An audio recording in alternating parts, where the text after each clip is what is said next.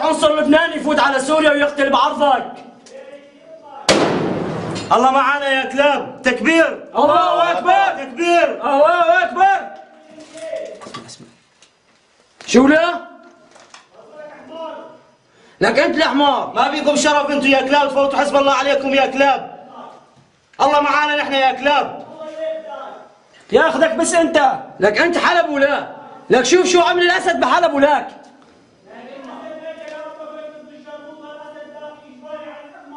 لا ندوس على راسك وراس الاسد يا كلب. شوفوا لك معكم 10 دقائق. ما سلمتوا حالكم معك 10 دقائق. رماد جهز حالك. رماد جهز حالك.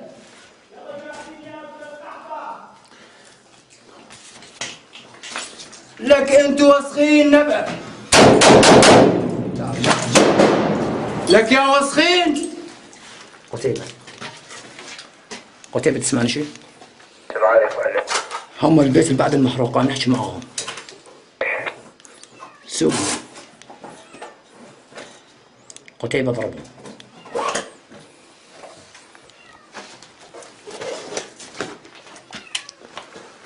لك يا صرصير. بلا بس شوي.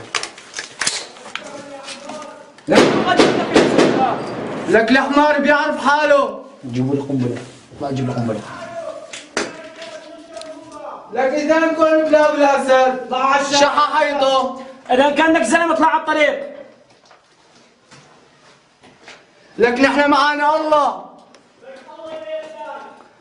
الله ياخذ امانتك. طبعا كمان لك كانك زلمة اطلع على الطريق. كانك زلمة واجهني وجه لوجه. كما ترون بالصوت والصورة أبطال الجيش الحر. الحمد لله.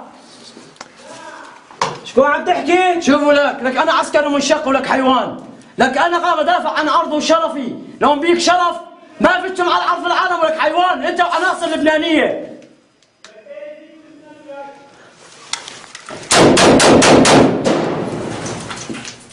لك حيوان. راح اشوف سباع الدير شلون راح تفوت عليك. قتيبة اعطيها رشة بيك يا سيد قتيبة. تسمعني؟ سمعاني؟ قتيبة تسمعني يا ابوي؟ كانك زلمة اطلع برا بس واجهني وجه لوجه بدون بواريد. قاتنا رسول الله نحن يا كلاب. الله معانا والرسول يا كلاب.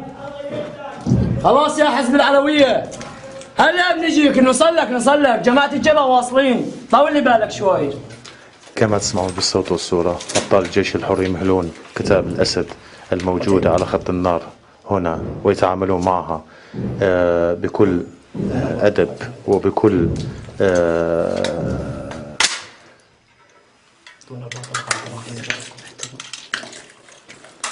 لك يا جحش.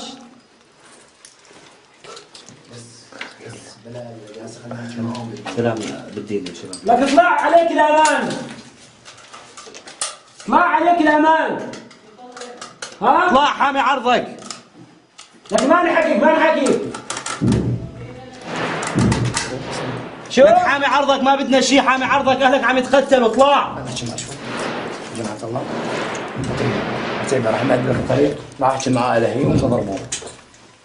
قتيبة تسمعني شيء؟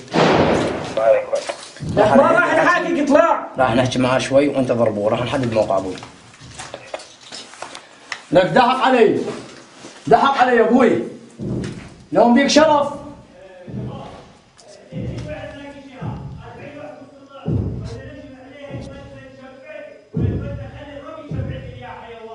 هلق بنشوف. هاي احد العناصر الجيش الاسد الغاشم بالمناطق الساحل مع عناصر من حزب الله ينطقون معنا الكلمات الرديئة.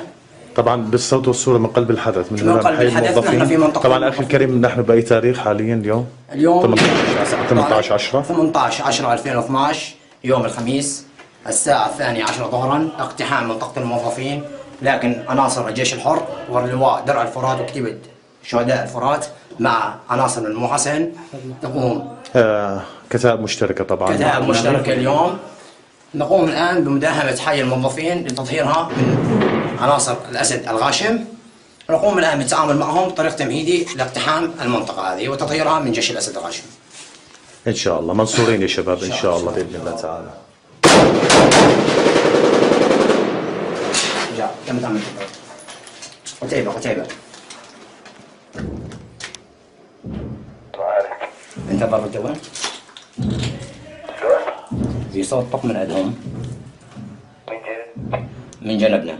احنا على باب البيت المحروق. ديروا بالكم. لكن محاصرين من كل مكان انتوا ها. قتيبة اضرب. قتيبة أنت قنبلة شيء؟ لك إذا زلمة قلت لك تعال واجهني وجها لوجه بدون بواريك. اضرب، ترى هم صاروا بالبناية ما بعد المحروقة. شو؟ لكن أنت غدار أنت. يلا جاهزين. لكن أنت غدار. يلا اضرب.